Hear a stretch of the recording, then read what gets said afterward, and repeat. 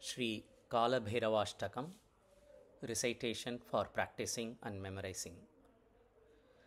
देवराजसेव्यमानपावनाङ्घ्रिपङ्कजं व्यालयज्ञसूत्रमिन्दुशेखरं कृपाकरं नारदादियोगिवृन्दवन्दितं दिगम्बरं काशिकापुराधिनाथकालभैरवं भजे। देवराजसेव्यमानपावनाङ्घ्रिपङ्कजं व्यालयज्ञसूत्रमिन्दुशेखरं कृपाकरं नारदादियोगिवृन्दवन्दितं दिगम्बरं काशिकापुराधिनाथकालभैरवं भजे। भानुकोटिभास्वरं भवाब्धितारकं परं नीलकण्ठमीप्सितार्थदायकं त्रिलोचनं कालकालमम्बुजाक्षमक्षशूलमक्षरं काशिकापुराधिनाथकालभैरवं भजे। भानुकोटिभास्वरं भवाब्धितारकं परं नीलकण्ठमीप्सितार्थदायकं त्रिलोचनं कालकालमम्बुजाक्षमक्षशूलमक्षरं काशिकापुराधिनाथकालभैरवं भजे। शूलटङ्कपाशदण्डपाणिमादिकारणं श्यामकायमादिदेवमक्षरं निरामयं भीमविक्रमं प्रभुं विचित्रताण्डवप्रियं काशिकापुराधिनाथकालभैरवं भजे। शूलटङ्कपाशदण्डपाणिमादिकारणं श्यामकायमादिदेवमक्षरं निरामयं भीमविक्रमं प्रभुं विचित्रताण्डवप्रियं काशिकापुराधिनाथकालभैरवं भजे।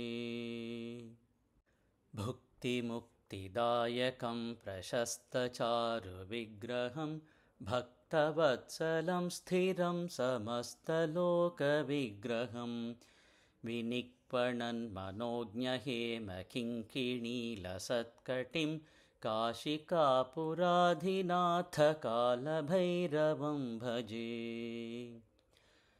भुक्तिमुक्तिदायकं प्रशस्तचारुविग्रहं भक्तवत्सलं स्थिरं समस्तलोकविग्रहं विनिक्पणन्मनोज्ञहेमकिङ्किणीलसत्कटिं काशिकापुराधिनाथकालभैरवं भजे।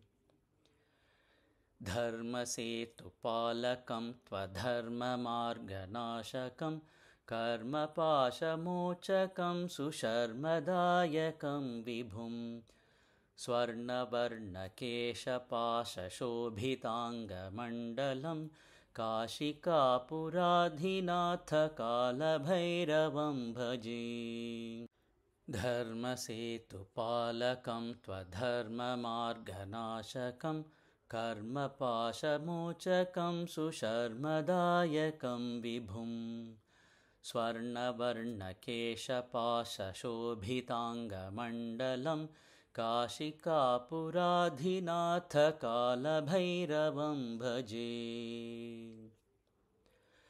रत्नपादुकाप्रभाभिरामपादयुग्मकं नित्यमद्वितीयमिष्टदैवतं निरञ्जनं मृत्युदर्पनाशनं करालदंष्ट्रमोक्षदं काशिकापुराधिनाथकालभैरवं भजे।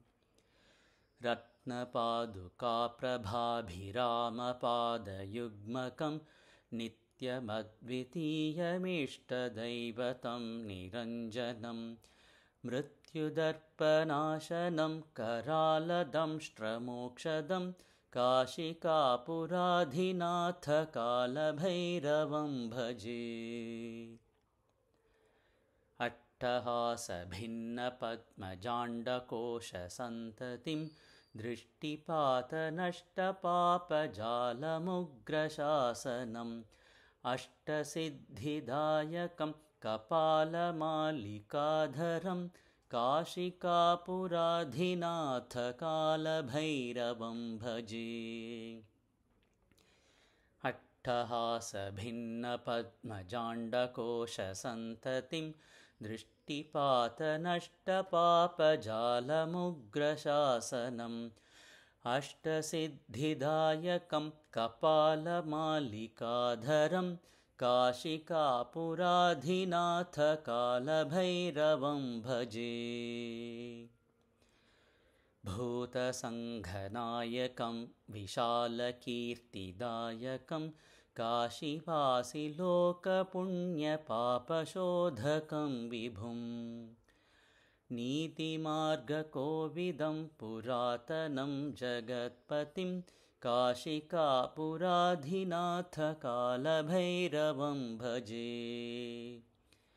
भूतसङ्घनायकं विशालकीर्तिदायकं काशीवासिलोकपुण्यपापशोधकं विभुं नीतिमार्गकोविदं पुरातनं जगत्पतिं काशिकापुराधिनाथकालभैरवं भजे। कालभैरवाष्टकं पठन्ति ये मनोहरं ज्ञानमुक्तिसाधनं विचित्रपुण्यवर्धनम् शोकमोहदैन्यलोभकोपतापनाशनं ते प्रयान्ति कालभैरवाङ्घ्रिसन्निधिं ध्रुवम् कालभैरवाष्टकं पठन्ति ये मनोहरं ज्ञानमुक्तिसाधनं विचित्रपुण्यवर्धनम् शोकमोहदैन्यलोभकोपतापनाशनं ते प्रयान्ति कालभैरवाङ्घ्रिसन्निधिं ध्रुवम् ते प्रयान्ति कालभैरवाङ्घ्रिसन्निधिं ध्रुवम्।